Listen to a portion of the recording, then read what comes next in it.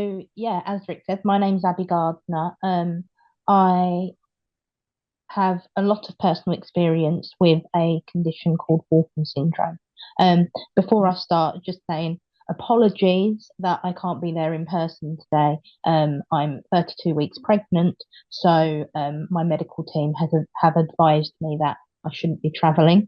But it's great to join you virtually.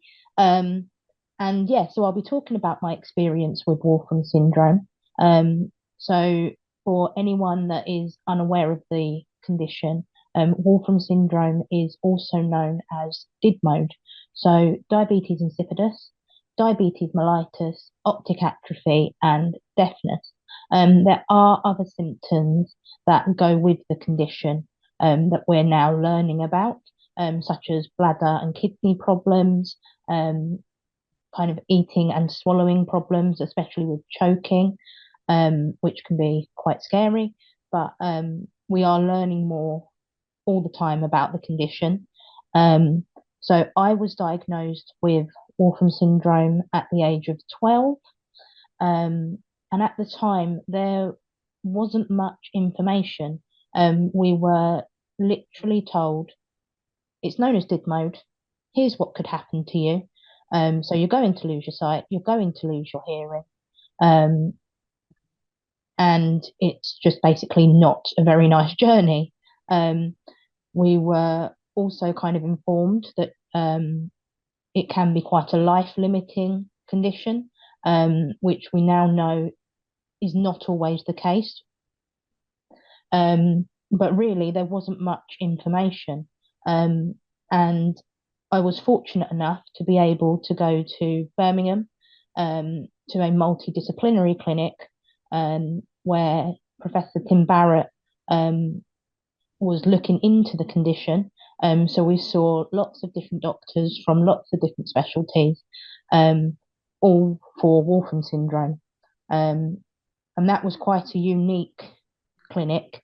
And like I said, I was very, very fortunate to be able to go. And as a result of that clinic, um, we started thinking about clinical trials. Now, Professor Barrett was or is a diabetes doctor for children. So at the time, he was kind of thinking, okay, so managing diabetes more effectively will help to manage the symptoms of Wolfram syndrome. And that was something that he was quite keen to look into. Um, but what he actually did was patients and their families, if we did a clinical trial, if we started doing some research into Wolfram syndrome, what would you like as an outcome? And every single one of us said, help stop the deterioration of our eyesight. Um, a close second was hearing, but at the time we kind of thought, okay, well, if our hearing goes, there are some treatments out there, and like hearing aids, and other things. So, there's something that can be done to kind of help with hearing loss, but once your eyesight starts going, it's gone. And at the moment, there's not much that you can do other than if you can get glasses. Um, Unfortunately, I can't, but we kind of thought, right, once it's gone, it's gone. So we all put down eyesight and slowing down the deterioration.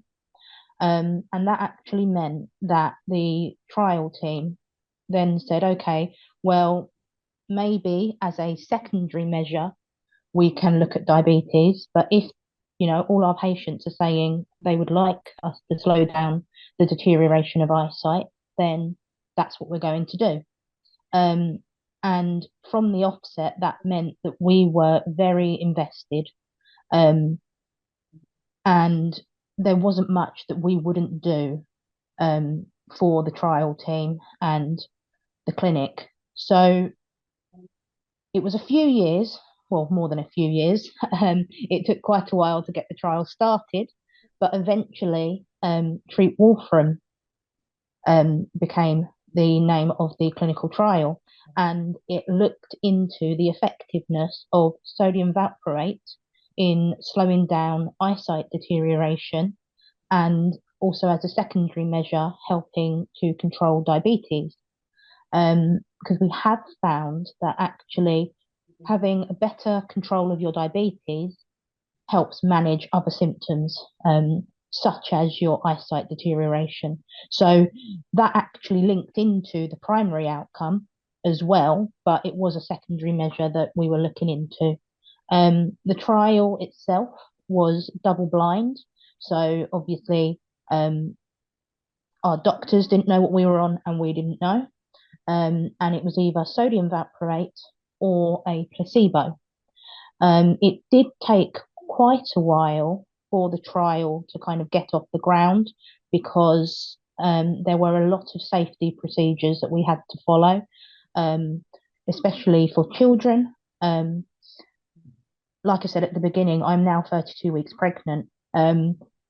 That wouldn't happen while I was on the trial. Um, you can't be pregnant while on sodium valproate. And although I could have been on the placebo, we wouldn't even risk me becoming pregnant while possibly on sodium valproate. Um, so it was kind of making sure that patients understood what was going on, um, and making sure that those safety procedures were in place. So because of that, it took a while to get going. But once it did, it was a 3 year long trial, double blind, and it was quite intense at times. So for me, it meant taking 8 tablets a day, traveling, I think it was a 400-mile round trip. So to Birmingham, every 6 months to go and see the trial team. There were lots of tests going on, lots of like bloods, mixed meal tolerance tests, MRI scans. There was a lot. Um, daily diaries that we had to do for the entire 3 years. Um, but we eventually, all of us got through it, even after COVID, um, because that did stop the trial for a little while.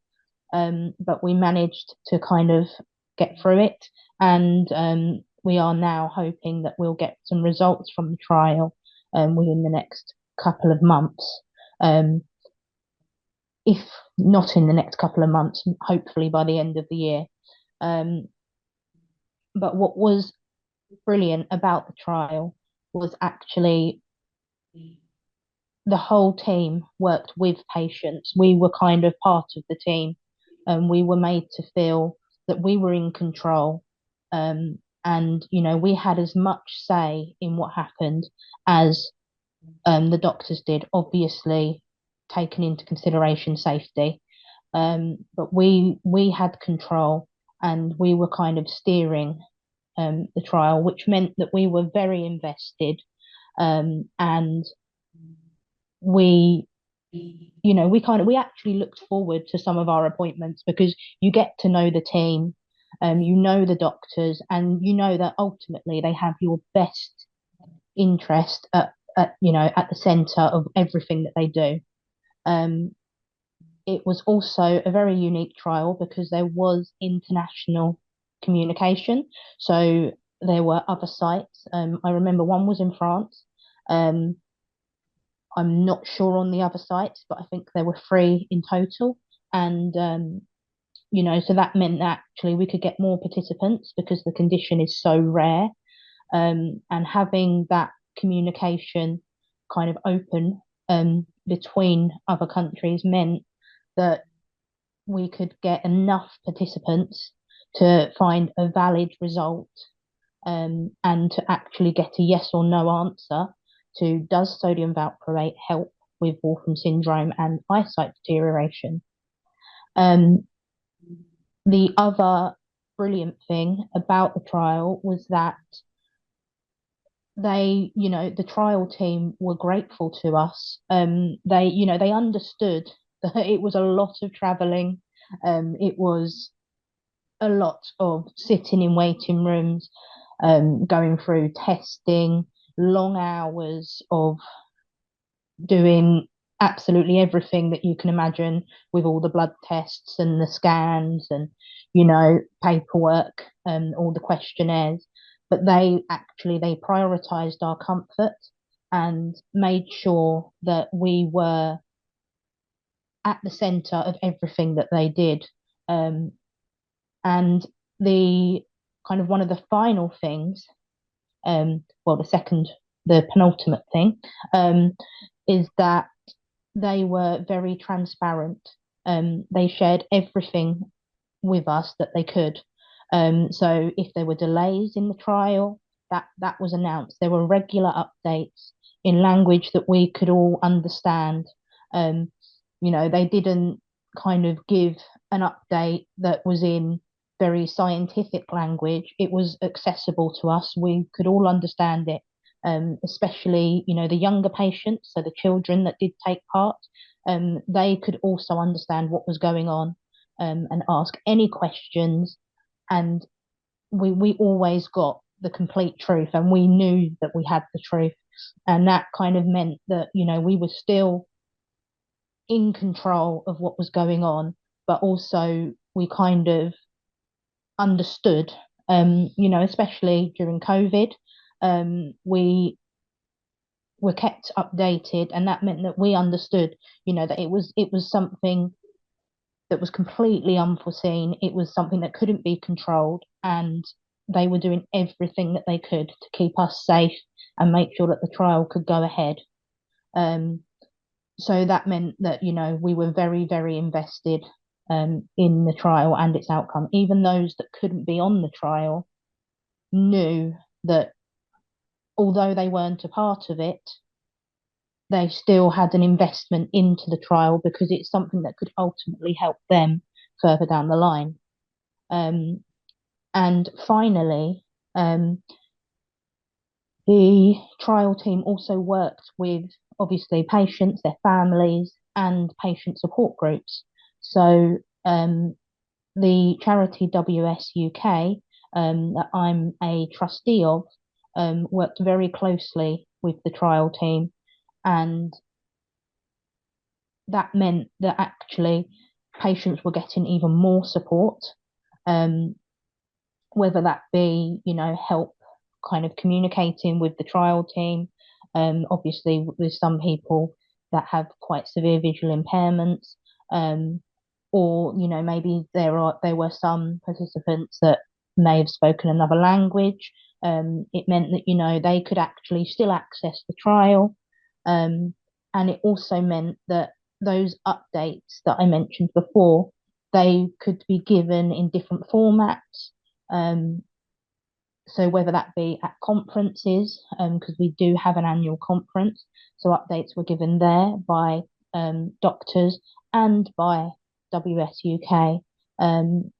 They, could also, it can be done online, it could be done in any format that we needed it to be kind of done by. It happened, because of that kind of relationship between the trial team and WSUK. And that kind of added that extra layer of support, especially because of the delays that went on. Brexit obviously caused quite a big delay. COVID was another one. Looking into the ethics, that caused a delay. Um, and that could be quite disheartening for patients. And it was very stressful because obviously our eyesight was deteriorating. So for some people, it meant that they could no longer participate, in the trial. And, it by having kind of WSUK on side, it meant that they could support patients through that and kind of help them cope with what was going on and manage their expectations. Um, so yeah, that was kind of Treat Wolfram, as a trial. Um, and it was an amazing experience, and I'm very fortunate to have been able to take part. Obviously, the trial team were absolutely amazing, and they kind of just show how important it is to work alongside patients, and to kind of go with a patient-centered approach, because ultimately we kind of shaped the trial, um, and that gave us that control that we needed, because obviously people cope in different ways, with conditions such as Wolfram syndrome and other rare diseases.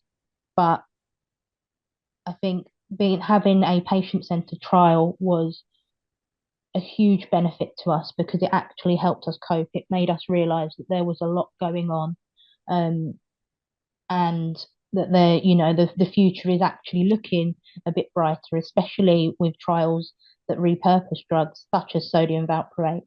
And we can actually shape that research. Um, for me, I find it, I'm very much keeping up to date with all research going on, as well as laughing at myself at times because obviously, losing your eyesight, you're going to do silly things. Um, and I think, yeah, being able to laugh kind of keeps me going, but also keeping up to date with research keeps me going. It's something that is always on my mind and at the forefront because it's looking a lot brighter, for rare disease research in the future. And, the trials that are going on are a big part of that. I am taking part in other trials, um, and I'm very excited about that. But I think I'm also very, very grateful, to the Birmingham team for kind of being so supportive and, kind of fighting for patients and putting us at the centre of everything that they did.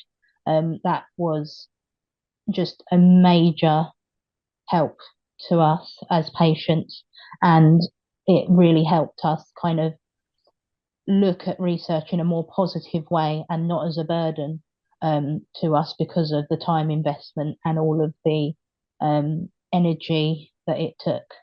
But actually, it was a very positive experience. And no matter the outcome, we know that something is being done to help people that live with rare diseases such as Wolfram syndrome.